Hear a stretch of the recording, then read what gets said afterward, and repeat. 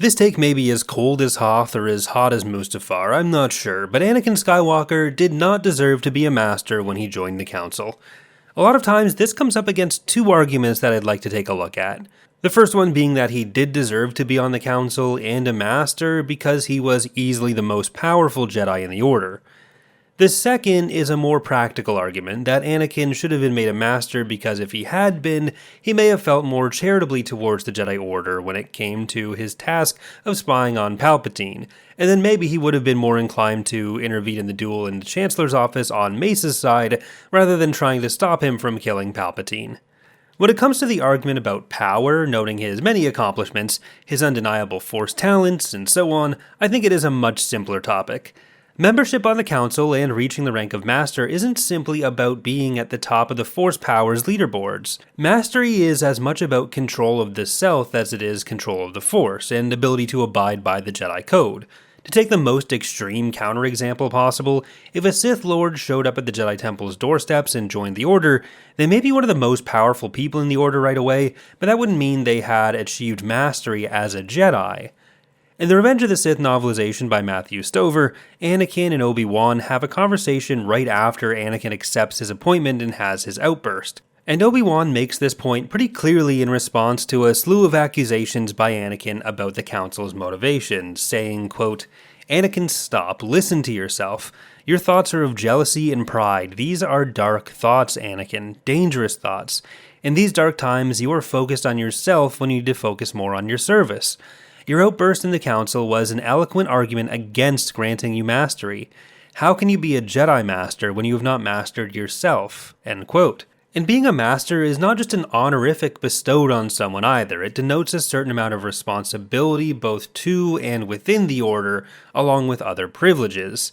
In the novel, one of the reasons Anakin is so concerned with gaining the rank, and gets so frustrated for not receiving it, is because one of those privileges would get him access to sections in the Jedi Archives which could potentially help Padme. But I don't think we even really need to get to these additional practical applications of the mastery rank to see why Anakin is so upset. He's motivated in those moments by ego, as he clearly shows when he says he's more powerful than any of them as an objection to not getting the rank. I've spoken about this next point a bit more in another recent video about Force overuse, which is what made me want to do this topic directly, but we see another example of the raw Force power equals mastery argument addressed in-universe in Legacy of the Force Exile. Anakin's grandson Jason is going down a similarly Sith-y path, while also being the most powerful in the Force within the Jedi Order aside from Luke himself. The Chancellor of the Galactic Alliance at this point, Cal Omas, and Supreme Commander of the Defense Fleet, Shanayathal, push for Jason to be made a master and added to the Council, again citing his extreme power, despite misgivings by the Jedi Order about his recent actions. One master, Kip Durin, directly contrasts mastery with power, saying, quote, "When I was still a teenager, I was able to reach into the gravity well of a gas giant and pull a spacecraft out of it. That's something that not many masters could accomplish.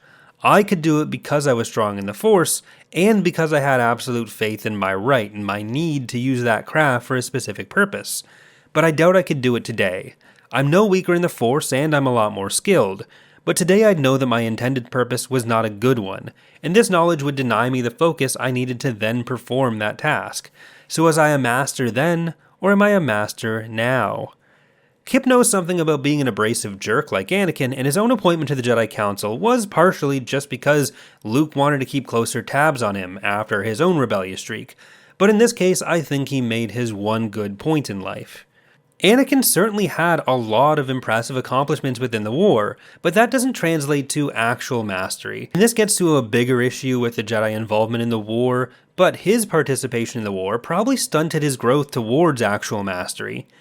Anakin's tendency was always going to be towards aggressive negotiations, and the Clone Wars made it so that the area he didn't really need much encouragement in, martial skills, got emphasized and honed to a much higher degree.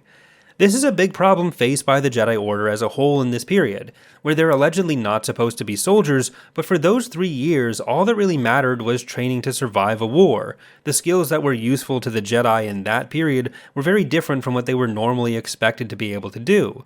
As Yoda points out in Empire Strikes Back, war doesn't make one great. But Anakin's success in this realm kind of papers over his failures or inadequacies in other areas. It's not even necessarily failures or inadequacies, it's just areas that he hadn't worked on yet, areas he hadn't mastered yet. After all, the war started right after he did his least masterful move ever, where he liked this video and subscribed for more. No, the other thing, you know the one. So when it comes to the other element of this, the second argument that I mentioned, that it was just a bad strategic or political move by the Jedi Council to make Anakin be a council member without also making him a master, I do have a bit more sympathy for it, but I ultimately don't know how much it would have changed. Here, I think we get into a lot more of the failures of the Jedi in their relationship with Anakin throughout his training. They certainly didn't start out on the best footing, with most of the council saying he shouldn't be trained, but I also don't think that elevating him to the rank of master would have resolved the difficulties in that relationship.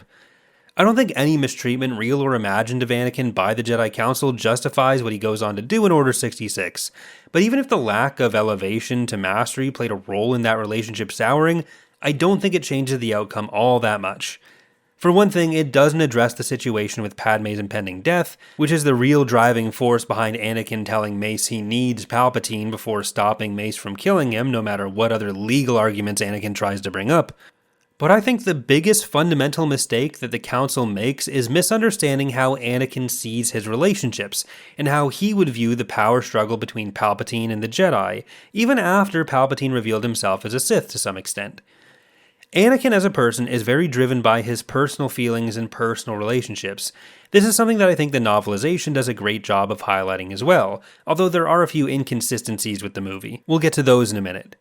There's a council meeting in the novelization where the Jedi Council is discussing the Chancellor's request to have Anakin join them, and the council debates whether to use Anakin as a spy. We obviously see the result of this in the movie, but we get a bit more of the background in the novel. Obi-Wan tries to tell the rest of the council members that Anakin would never willingly accept that assignment, because the Chancellor has been such a good friend to him. And then the rest of the council members try to say that that is why Obi-Wan should be the one to give him that assignment. Obi-Wan says you can't make him choose between himself and Palpatine, and then Plo Koon kind of goads him saying, oh, why not? Is it because you're afraid you'd lose that fight? And all of this is just a horrible move for a few reasons. For one, there's very rarely an it's them or me ultimatum, which leaves the person receiving it feeling particularly happy with the person giving it.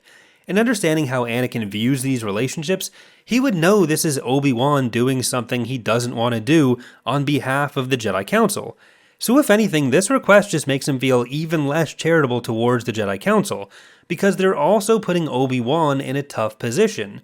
So they're just making it even less likely that he'd side with them when it came down to it. The Jedi were fundamentally just approaching their relationship with Anakin, knowing his divided loyalties put him in a tenuous spot, and not trusting him to make the right decision, while simultaneously also acting as if Anakin was the type of Jedi who would always place his loyalty and his responsibility to the Order over everything else. But they also knew if that was the case, they wouldn't be in this situation in the first place. And again, nothing in this justifies anything that Anakin goes on to do. It's not everyone else's fault that they didn't placate future space Hitler, but that doesn't change the fact that there were a lot of giant missteps in the way that the Council treated Anakin leading up to this point. But I'm also not really sure that any different action by the Jedi, at least in the time frame of Episode 3, could have changed Anakin's actions. Short of maybe Yoda coming out and saying, actually it's okay if you're married on the side, let's go look into this problem you're having. If anything slightly more likely could, then I think it would be changing this decision to tell Anakin to spy on Palpatine. Certainly more so than the decision to not grant him mastery. Obi-Wan may not have been able to assuage his feelings over the spying, but we actually do see him being able to temper some of Anakin's outrage over the lack of promotion. It certainly hurt his ego and his pride, something that he should have been more easily able to put aside if he truly was worthy of being a master. But even then, it's more of a temporary insult.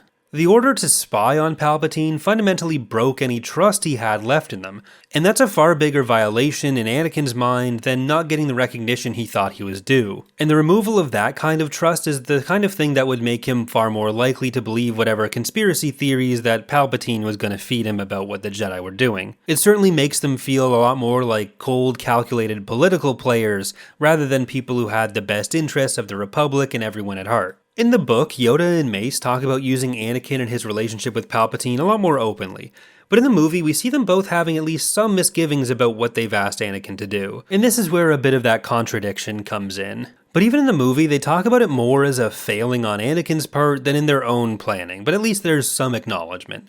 This whole thing just reinforces my belief that somebody needs to go into the Star Wars galaxy to explain the concept of recusal when something is too personal for them to be able to act without conflict or impartiality. But if everyone there did understand that, maybe there'd be no more Star Wars for them to fight in.